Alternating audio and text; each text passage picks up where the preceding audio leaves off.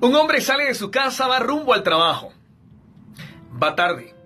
En la parada de autobuses, quiere detener un autobús y este sigue de largo. Y se enoja. Y dice, de balde le pedí hoy a Dios que me ayudara. Y que me guiara. Y que me librara del mal. Ahora voy tarde al trabajo, ese autobús se fue. Estoy molesto con Dios. Luego venía otro autobús, a los 5 minutos aborda el mismo. Y cuadras antes de llegar al trabajo se da cuenta que el autobús que no le hizo la parada estaba rodeado de policías y bomberos. Se dio cuenta que delincuentes le dispararon al autobús, a las personas que iban allá adentro. Se dio cuenta también que Dios le había salvado la vida. En ese momento, en ese instante que el bus no le hizo la parada. ¿Cuántos de nosotros cuando oramos queremos pedir que se haga nuestra voluntad? ¿Cuántos de nosotros dejamos de orar porque no se da lo que queremos? ¿Cuántos de nosotros en los problemas dejamos de orar y preferimos dormir? ¿Cuántos de nosotros no oramos porque nos gusta más el pecado? ¿Cuántos de nosotros hemos dejado de orar porque decimos que no vale la pena o porque Dios no nos ama? Hoy quiero hablarles de la oración. Quiero que, por favor, mires este video. Es para bendición de tu vida. Y yo quiero que Dios derrame su gloria sobre tu vida y que te demuestre su gran poder. En el nombre de Jesús te hablo. En la palabra de Dios dice en Tesalonicenses capítulo 5 versículo 16 al 18. Estén siempre alegres. Escuchen bien, estén siempre alegres. La palabra de Dios dice que estemos siempre alegres. Llueva, haya sol, nieve, frío o lo que pase, alegres. Porque si estamos alegres, Dios ve que tenemos confianza en Él y Él va a actuar. Luego dice, oren sin cesar. Oremos sin cesar, hermanos. No solamente por la mañana, no solamente por la noche. En todo momento la oración es hablar con Dios. Hablemos con Dios. En todo momento, ahí en tu trabajo, cuando vayas rumbo a casa, habla con el Señor. Den gracias a Dios en toda situación. Qué hermoso, en toda situación. Solamente cuando tenemos problemas, estamos doblando rodillas. Cuando estamos bien, dejamos de orar. Y la palabra dice, den gracias a Dios en toda situación, porque esta es su voluntad para ustedes en Cristo Jesús. Y tú me vas a decir, pero si estoy pasando problemas, ¿esa es la voluntad de Dios? Sí, a veces a través del problema tú te acercas a Dios. Dios te quiere llamar, quiere que tu alma se salve. Tú me vas a decir, pero ¿y para eso tengo que tener problemas? Sí, porque muchas veces el ser humano cuando está bien, no se acerca a Dios. Cuando está bien, se olvida de Dios. Cuando está bien, se olvida incluso hasta del prójimo. Pero hasta que pasa una tormenta, dobla rodillas y se acerca al Señor. Así que hoy te invito también a que ores en todo momento. Te quiero compartir esta parte también. Dice, esta es la confianza que tenemos al acercarnos a Dios, que si pedimos conforme a su voluntad, Él nos oye. Qué triste porque a veces nosotros pedimos como nosotros queremos. ¿Y saben qué es lo peor? Que pedimos de manera abusiva, prepotente, orgullosos a Dios. ¿Sí? Porque le decimos, Señor, yo quiero que me ayudes. Y si me ayudas, yo mañana hago tal cosa. Voy a ayunar para que me ayudes. Y al Señor no se le debe condicionar. El Señor no es un Dios de espectáculo. Tú no le puedes decir a Dios, voy a ayunar para que tú me ayudes. No, estás condicionando al Señor. Tú le debes de decir al Señor, primero, para orar, debemos pedir misericordia. ¿Sí? En la palabra de Dios dice que había un ciego. Y cuando escuchó que Jesús pasaba, gritó, misericordia, Hijo de David, ten misericordia de mí. Este hombre lo que pidió fue primero misericordia. Pero muchas veces nosotros, ¿qué hacemos? Prepotentes. Solo llegamos, a veces ni nos arrodillamos. A veces sentados hablamos. No nos humillamos. Y le decimos solamente, Señor, actúa por favor. Y si no actúa al siguiente día, nosotros nos olvidamos de hablar con Él y decimos que Él no nos ama. pero no sabemos pedir. Es por ello que primero la misericordia, para que Dios tenga misericordia de nosotros y nos escuche. Luego de pedir misericordia, tú le debes pedir perdón, que perdone tus pecados, que perdone nuestros pecados. Pero Él te los va a perdonar si tú ya perdonaste. Él dice que si nosotros perdonamos a las personas que nos han ofendido, Él nos va a perdonar. Pero muchas veces estamos peleando con el vecino, con el compañero de trabajo, con un familiar, y pedimos perdón a Dios. ¿Cómo crees que Dios te va a perdonar si tú no has perdonado? Primero, perdona al prójimo. Pide perdón al prójimo. Y luego ve con el Señor y dile: Señor, misericordia, perdóname. Y luego, dale tus anhelos. ¿Qué es lo que tú deseas? ¿Cuál es tu temor, tu problema? Y al finalizar, dile: Señor, que sea tu voluntad y no la mía. Eso es lo que más cuesta.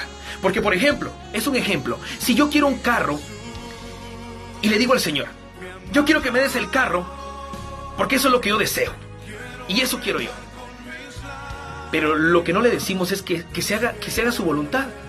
Y quizá Dios lo que no quiere es darnos el carro, porque sabe perfectamente que en el carro vamos a tener un accidente y vamos a morir o nos va a pasar algo grave. Pero nosotros queremos hacer nuestra voluntad, y quizá lo que Dios quiere darte o quiere darnos es un avión, una mansión, algo mejor. Pero nosotros nos aferramos y a veces hacemos nuestra propia voluntad y vemos de qué manera obtenemos lo que queremos. Porque Dios tampoco nos obliga.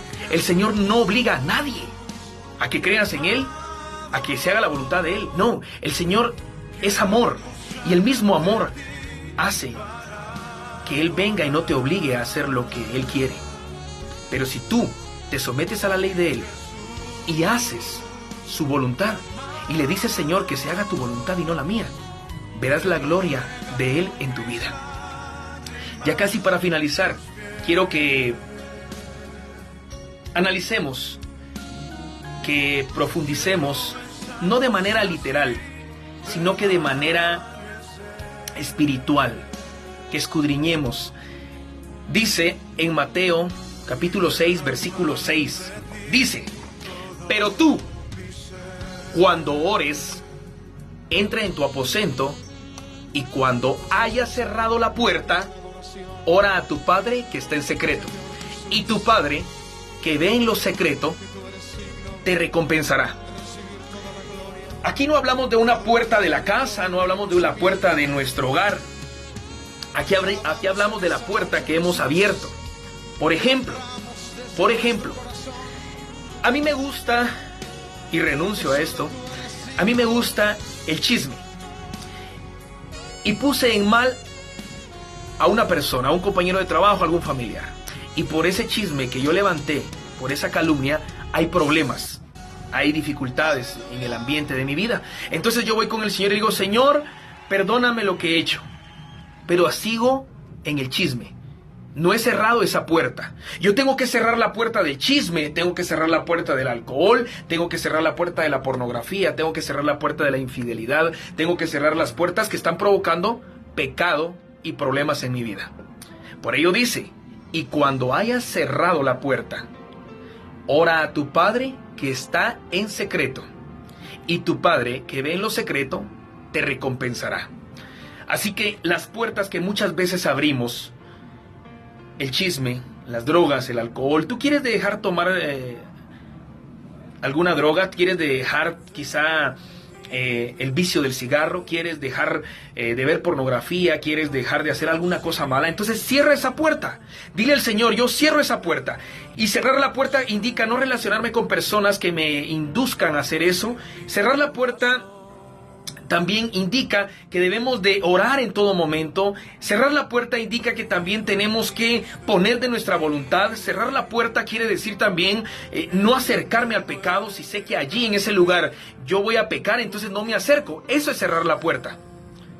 Entonces, cuando la palabra dice: y cuando hayas cerrado la puerta, ora a tu Padre que está en secreto.